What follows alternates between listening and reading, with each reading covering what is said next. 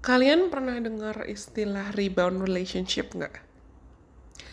Bukan, maksudku bukan hubungan kamu dengan bola basket ketika kamu lagi main basket, terus kamu berusaha untuk merebut bola supaya kamu bisa scoring dan bisa menang dalam pertandingan basket. Tidak.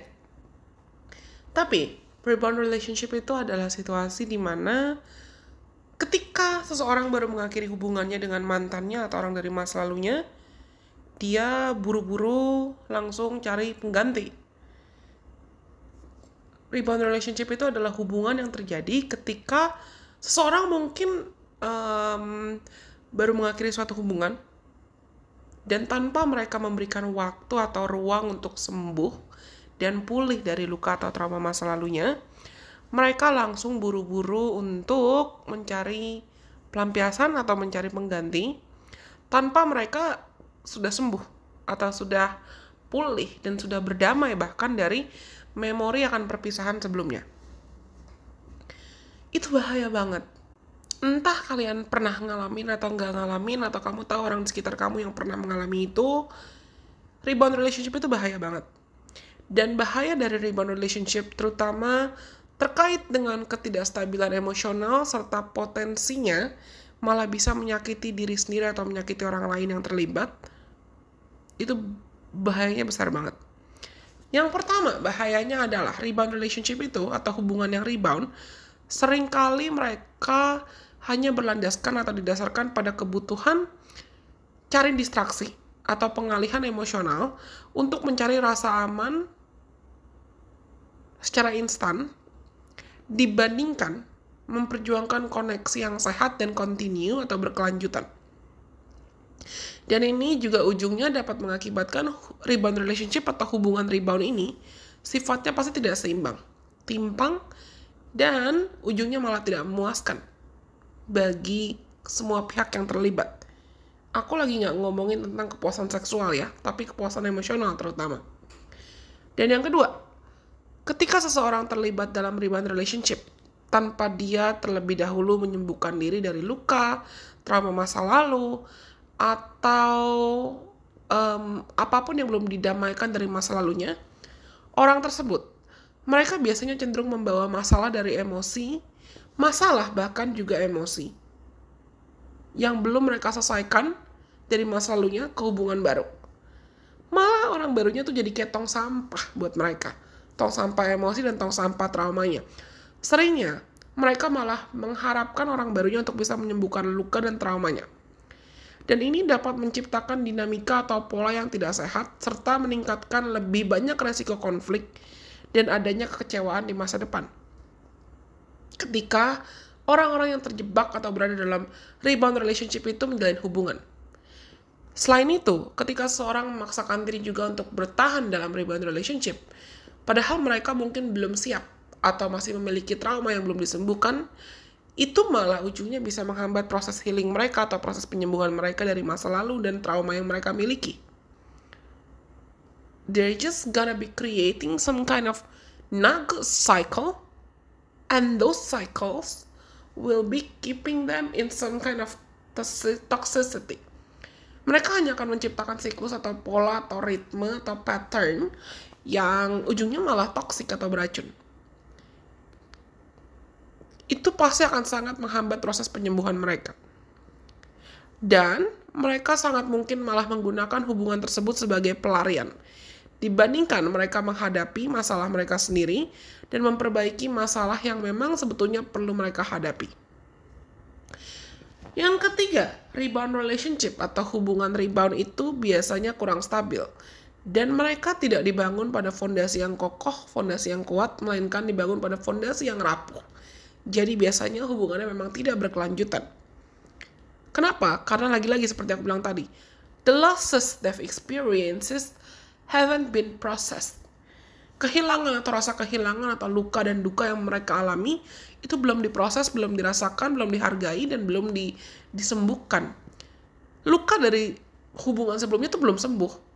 Dan luka yang gak sembuh itu pasti akan mengaruhi kemampuan seseorang dalam mencintai, kemampuan seseorang untuk bisa betul-betul melihat realitanya sebagai realita apa adanya, dan mempengaruhi kemampuan seseorang untuk terlibat atau to be present dalam hubungan mereka yang baru, yang seharusnya menjadi hubungan yang sehat. Dan ini bisa mengakibatkan siklus hubungannya malah jadi nggak sehat. Dan malah jadi kayak terus loncat-loncat aja, lompat-lompat aja. Dari satu hubungan ke hubungan yang lain. Rebound lagi, tanpa mereka sadar kalau mereka sebetulnya sedang mengulangi ritme atau pola yang sama, ngulangin pelajaran atau karma yang sama berulang-ulang kali. Kenapa? Selain karena hikmah dan pembelajaran dari hubungan sebelumnya belum diambil, ibaratnya karma mereka belum terbayarkan, mereka belum belajar, dan mereka belum menyelesaikan masalah yang memang akar masalah yang mendasari kenapa mereka bolak-balik rebound. Entah itu mungkin penyebabnya ya karena eksternal, karena trauma dari orang lain yang belum selesai, atau mereka mungkin punya kelemahan atau kekurangan diri atau shadow work yang tidak diselesaikan, tidak disembuhkan. Mereka belum kenal dengan kebutuhan mereka sendiri. Mereka belum kenal dengan keperluan dan keinginan mereka dalam hubungan. Bahkan mereka mungkin belum kenal juga apa trauma yang malah buat mereka kesulitan buat berkomitmen. Yang keempat, ketika seorang terlibat dalam rebound relationship, itu juga bisa menghambat pertumbuhan diri mereka sebagai pribadi dan sebagai individu yang utuh. Seharusnya mereka menggunakan waktu untuk menyembuhkan diri dan pulih supaya bisa berkembang secara individu.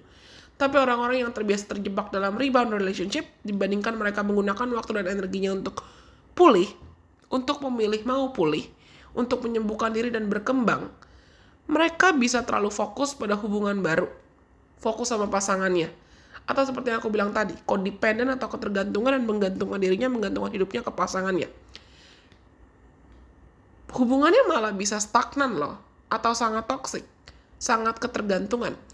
Dan ini bisa menghambat kemauan mereka, atau bahkan kemajuan mereka sebagai jiwa, sebagai individu, menghambat proses pertumbuhan mereka dalam mencapai tujuan pribadi atau target-target pribadi. Karena biasanya orang yang terjebak dalam rebound relationship, mereka nggak sadar, mereka pasti akan sangat memaksakan diri, mau pasangan barunya yang menolong mereka, atau bahkan mau memaksakan diri, simsalabim hidupnya harus bahagia dengan pasangan barunya dan nggak akan luka lagi, nggak akan trauma lagi. Sama aja jadi kayak luka ya, atau koreng, atau luka yang nanah bukan disembuhin malah dipendem atau berpura-pura nggak lihat lukanya. Dan itu pasti akan menghambat proses healing mereka, menghambat growth atau pertumbuhan mereka, dan menghambat mereka dari kebahagiaan dan kesejahteraan yang sejati. Yang kelima, ketika seseorang memaksakan diri untuk bertahan dalam rebound relationship, padahal mereka mungkin tidak siap atau bahkan masih memiliki trauma yang belum disembuhkan, itu bisa menyebabkan individu tersebut merasa tertekan, merasa memiliki kecemasan yang berkelebihan. Bahkan, kalau mereka sadar atau mereka lihat hubungannya tidak sesuai ekspektasi mereka, itu bisa membuat mereka merasa putus asa. Muncul rasa ketidakpuasan atas kekecewaan yang muncul dalam hubungan itu. Karena biasanya dan bisa jadi rebound relationship itu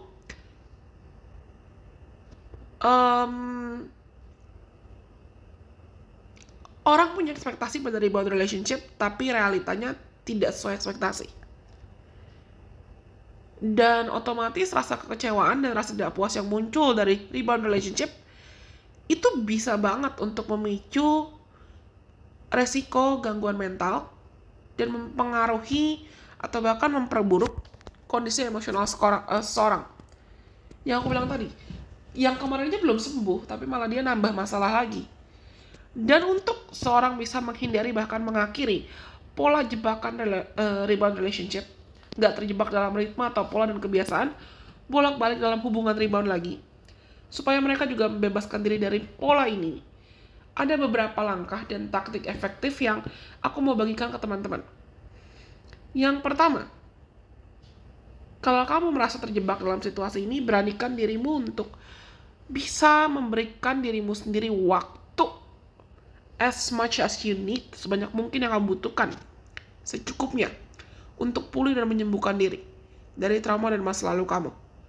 Kamu gak kehabisan waktu kok. You're not running out of time. We have all the time we have right now in this world to co-create. Tuhan dan semesta lebih tahu kapan waktu yang tepat untuk memberikan kamu apa yang terbaik buat kamu. Dan ini berarti kamu membiarkan diri kamu untuk merasakan emosinya, memproses emosinya, tanpa terburu-buru atau tanpa tergesa-gesa. No need to rush. For real. Dan yang kedua, latih dirimu untuk bisa memperkuat bonding atau hubungan dengan diri sendiri sebelum kamu mencari hubungan baru dengan orang lain, siapapun itu. Mungkin ini juga ada kaitan dengan merawat diri secara internal, secara dari dalam, merawat mental kamu, merawat kapasitas intelektual kamu, kecerdasan kamu, merawat improve kepribadian kamu, improve traits kamu, improve personality kamu, perbaiki kondisi kesehatan mental kamu, tingkatkan vibrasi kamu. Dan mungkin ini juga bisa kamu gunakan untuk merawat diri, skincarean atau spa atau ya rawat diri dalam cara apapun. Coba explore minat dan hobi baru. Dan perluas koneksi kamu. Bangun koneksi yang sehat dengan teman-teman kamu, serta keluarga dan orang-orang sekitar yang memang kamu rasa memang bisa kamu percayai. Yang ketiga, ketika kamu akhirnya sudah yakin dan kamu mau mulai untuk menjalin hubungan and returning to the dating zone, kamu tertarik mulai menjalin hubungan atau mencari. Dan aku bisa bilang sebetulnya bukan mencari sih. Ketika kamu merasa kamu sudah siap untuk keluar zona nyaman kamu, pelajarilah cara gimana kamu bisa mengenali tanda-tanda hubungan rebound atau rebound relationship itu gimana. Dan kamu latih dirimu untuk bisa disiplin, menunda, tidak memaksakan diri terlibat atau mau masuk ke dalam hubungan yang rebound sampai kamu yakin kalau kamu tuh sudah betul-betul siap. Bukan cuma karena mau atau memaksakan diri. Bedakan antara butuh dan siap. Bedakan antara mau, butuh, dan siap. Oke. Dan yang keempat, kalau memang kamu ngerasa kondisi udah parah banget, silakan cari bantuan profesional, psikolog, psikiater, mentor, healer, atau coach, atau terapis yang memang kamu sadar bisa membantu kamu. Terutama kalau kamu merasa kesulitan dalam menyembuhkan dirimu sendiri, dan memang perpisahan dari masa lalu kamu itu terlalu menyakitkan. Trauma masa lalu itu terlalu menyakitkan dan kamu gak bisa bergerak sendirian. It's okay to seek for help. Gak apa-apa buat minta tolong. Karena mereka yang profesional bisa membantu kamu memproses emosimu dan pengalaman kamu yang mungkin kurang mengenakan itu dalam cara yang sehat, suportif, dan non-judgmental atau tidak menghakimi. Dan yang kelima, pastikan kamu juga bisa melibatkan dirimu dalam aktivitas atau kegiatan yang memang menenangkan atau mendamaikan. Dan tidak membuatmu bolak-balik terjebak dalam ritme denial atau kepahitan atau bitterness, dan memperbaiki kondisi kesehatan mental kamu dan kesehatan emosi kamu. Meditasi misalnya, journaling, TAT, EFT, atau buat craft, buat prakarya, fokus ke seni, fokus ke olahraga, atau cari aktivitas yang memang bisa membantumu menemukan kedamaian dalam hidup, kedamaian dalam dirimu sendiri, rasa utuh dalam dirimu sendiri, serta membangun rasa percaya dalam dirimu sendiri, dan membangun kekuatan dalam dirimu sendiri supaya kamu bisa menghadapi masa-masa sulit yang mungkin kamu jalani. Dan dalam proses ini, pastikan kamu juga melakukan ini untuk dirimu sendiri, bukan karena dituntut oleh orang lain. Karena pasti rasanya berbeda. Pasti rasanya berbeda.